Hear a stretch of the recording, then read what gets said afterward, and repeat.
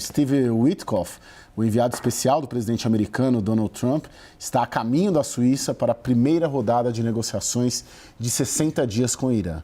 Essas conversas deveriam já ter começado nesta sexta-feira, mas o Irã havia suspendido sua participação em meio à persistência dos combates no Líbano. Nosso analista sênior de internacional, Américo Martins, nos dá um panorama da situação no Oriente Médio. O acordo de paz que foi assinado esta semana entre americanos e iranianos é provisório. Ele vale por 60 dias e estabelece 3 coisas importantes. Em primeiro lugar, a suspensão da guerra, portanto, vai salvar vidas. Em segundo lugar, a liberação do Estreito de Hormuz, o que vai ajudar muito a economia. E o terceiro ponto, o Irã se promete abandonar a ideia de criar uma bomba nuclear. Aqui é muito importante a gente ressaltar que a ditadura iraniana já fez esse tipo de promessas antes e nunca as cumpriu. Foi isso, inclusive, um dos fatores que levou ao início da guerra no dia 28 de fevereiro. Agora, um ponto muito importante é que os dois lados se deram um prazo de 2 meses, 60 dias, para que as negociações acontecessem de forma definitiva e acontecesse um acordo de paz que encerrasse de uma vez por todas a noção de que o Oriente Médio pode voltar à guerra. Mas existe um ponto que é um grande entrave em tudo isso, que é a questão da paz no Líbano. Neste momento, a gente tem uma guerra entre o Hezbollah e as forças de defesa de Israel. Mas esse memorando de entendimento, esse acordo provisório, fala na paz não apenas no Irã e no Golfo Pérsico, mas também no Líbano. O problema é que para essa paz ser atingida, o Irã tem que controlar o Hezbollah, que é um grupo militante radical muito associado ao governo da República Islâmica do Irã, e os Estados Unidos precisam fazer força para conter Israel. E o que aconteceu? Mais ataques. O Hezbollah atacou soldados israelenses que estão ocupando o sul do Líbano, matando 4 militares das forças de defesa de Israel, que responderam com bombardeios pesados. Só vai ser possível atingir a paz se houver um mínimo de confiança entre todos os lados e se o Hezbollah, um grupo radical, classificado como terrorista por muitos países ocidentais, for contido pela força do Irã e se os Estados Unidos conseguirem também manter as forças de defesa de Israel sob pressão para conter os ataques no Líbano. Sem a paz ou um indício de paz no Líbano, vai ser difícil as negociações continuarem, como o adiamento da viagem do J.D. Vance nos mostrou. Coronel Paulo Filho, até quando o Trump consegue forçar essa trégua? Essa é uma excelente pergunta. É muito difícil imaginar que o Hezbollah e Israel farão o papel que se espera deles, né? Sendo que eles não são partícipes do acordo, do memorando de entendimento assinado. Vai caber aos Estados Unidos tentar influenciar Israel, mas o primeiro-ministro Netanyahu, fortemente pressionado pelas questões políticas internas, né? E tendo que reagir, obrigatoriamente tendo que reagir a qualquer ataque do Hezbollah ao norte de Israel. Por outro lado, também é muito duvidoso se o Irã vai conseguir, ou mesmo se o Irã deseja realmente que o Hezbollah interrompa os seus ataques a Israel. Então, não sendo partes que assinaram esse memorando de entendimento, mas estando diretamente envolvidos com a solução, afinal de contas, está no memorando de entendimento que a paz deve ser, o cessar-fogo deve ser em todas as frentes, inclusive no Líbano, nós temos um fator complicador muito grande. É incrível esse memorando de entendimento chegou a uma situação que é exatamente o que acontecia no dia 28 de fevereiro, né? Fica muito difícil justificar para a opinião pública internacional ou mesmo para a opinião pública norte-americana que essa guerra foi exitosa ou que essa guerra alcançou algum objetivo político para os Estados Unidos, né? É uma situação que eu acho que ainda vai ser bastante complexa nesses próximos 60 dias. Ô, Vitelli, eu vou te fazer a mesma pergunta de outra forma, né? O Trump vai tolerar Israel atacando o Líbano até quando? Olha, Caio, o Trump quer tolerar, porque o que ficou claro nas declarações do Marco Rubio de hoje, né, está prevista uma rodada de negociações na semana que vem, entre dias 23 e 25, Nos Estados Unidos, o Marco Rubio está dizendo que o Hezbollah precisa ser desarmado. Ora, isso não vai acontecer. O Líbano não tem condições de fazer isso. O presidente do Líbano, Joseph Aoun, que estará nessa negociação na semana que vem, se ela ocorrer, porque essas negociações têm sido adiadas, ele criticou o Hezbollah e o Irã há poucos dias, dizendo que o Irã financia um grupo dentro do território libanês, e agora esse grupo Hezbollah tem representação política no Líbano, tem inclusive 2 ministros nesse governo de coalizão, tem políticos no parlamento do Líbano, mas criticou o Irã por isso. E o Irã respondeu dizendo que o inimigo deles é Israel e não o Hezbollah. O Líbano não tem condições de desarmar o Hezbollah. Na verdade, o Hezbollah, estima-se que 1/3 dos integrantes do Hezbollah sejam também integrantes das Forças Armadas do Líbano. As Forças Armadas do Líbano são menores belicamente do que o Hezbollah. Então, a sua pergunta, se o Trump vai tolerar, a questão é que o Trump não vai conseguir desarmar o Hezbollah. E a gente pode responder a isso olhando para o Hamas, por exemplo.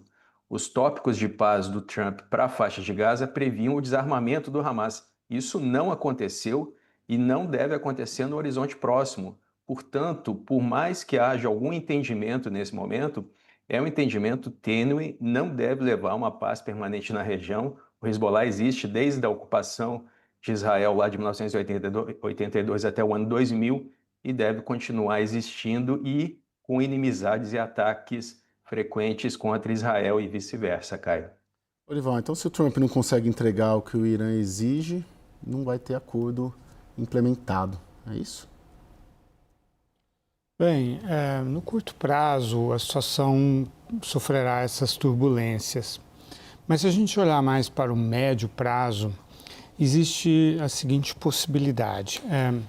O Hezbollah, ele ataca Israel com o apoio de uma parte do regime iraniano, representada pelo Corpo da Guarda Revolucionária Iraniana, cujo comandante atual, Ahmed Vahidi, que assumiu depois da decapitação durante essa guerra, é um dos criadores da Força Al-Quds e foi o primeiro comandante da Força Al-Quds em 1988, que é a criadora do Hezbollah.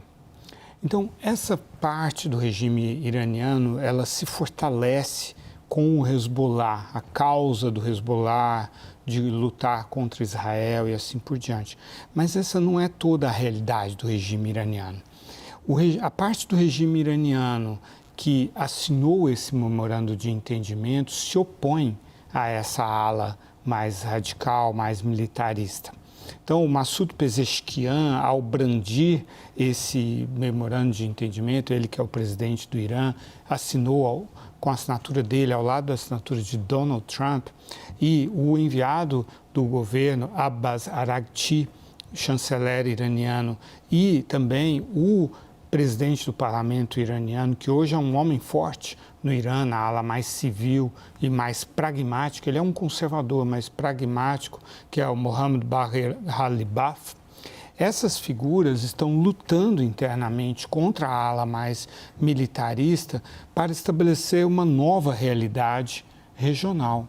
E o Irã tem essa oportunidade histórica.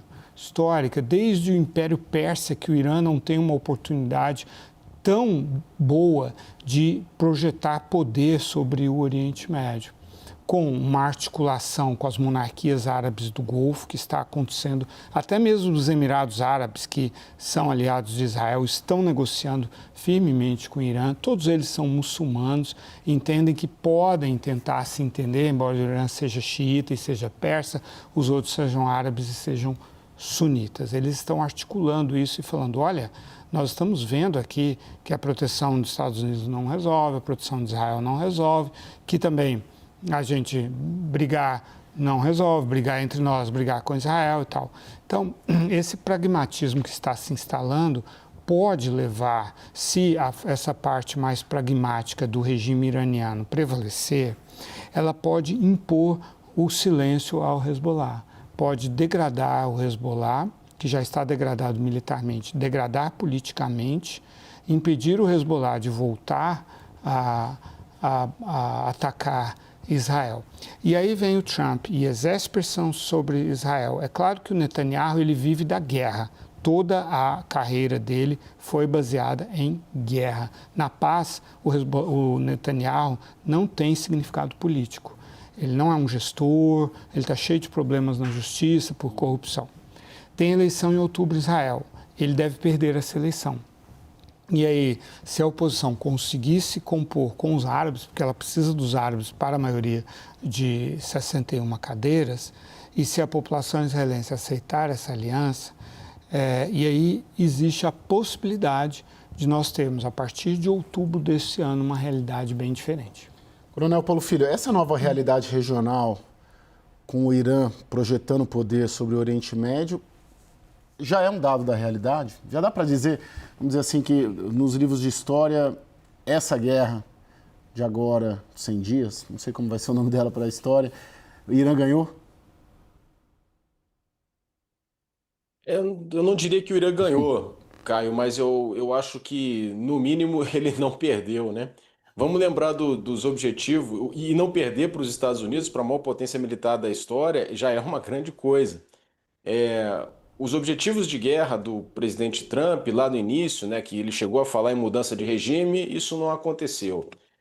Depois, o fim do programa nuclear iraniano, nós vemos no acordo, nesse memorando de entendimento, como foi dito na reportagem, o Irã se compromete a não fabricar bomba atômica, mas isso é um compromisso de sempre do Irã, ele sempre expressou esse compromisso, embora tenha enriquecido o urânio de forma a contradizer esse compromisso, né? Então, na verdade, discursivamente, o Irã não muda. O compromisso de diluir o urânio enriquecido ficou para ser combinado, né, para ser definido ao longo desses 60 dias, que podem inclusive ser adiados. Então, isso é um aspecto. O outro aspecto é esse a que o Lorival se referiu. O status do Irã no Golfo mudou ao fim desse conflito.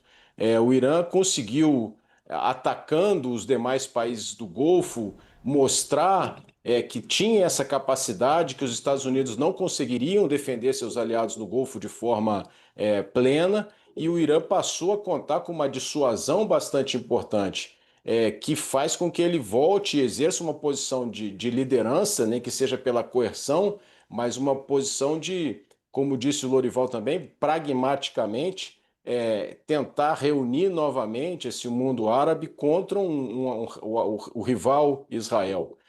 Por outro lado, Israel, o Irã conseguiu colocar uma cunha nesse relacionamento, esse conflito coloca uma cunha no relacionamento entre os Estados Unidos e Israel, entre o presidente Trump e o primeiro-ministro Netanyahu. Então, dá sim para se afirmar que o Irã sai desse conflito numa situação vantajosa. Dizer que ganhou a guerra talvez seja um pouco cedo para a gente fazer essa afirmação, mas que sai com vantagens claríssimas, isso sai. E o presidente Trump acusou o golpe, né? Porque ele respondeu às críticas todas que foram feitas ao acordo, né? Tanto críticas internacionais quanto críticas internas e críticas inclusive do próprio Partido Republicano na sua rede social, dizendo que quem o criticava não estava entendendo a situação, né? Mas vai ser difícil para os Estados Unidos criarem uma narrativa convincente de que venceram essa guerra. Não é possível, com o resultado do memorando de entendimento, chegar a essa conclusão. Vitelli, eu queria pegar uma outra parte aqui da resposta do Lorival, que é a eleição em Israel, né? De fato, podendo, se o Netanyahu sai, muda ali uma configuração, dá uma nova cara ali para o Oriente Médio. Tem uma pesquisa do canal 12 de Israel dessa semana, acho que vocês devem ter lido, mostrando que, para o israelense, 11% dos israelenses acham que Israel ganhou essa eleição, 43% que perdeu. Sim, esse conflito. Esse conflito, né?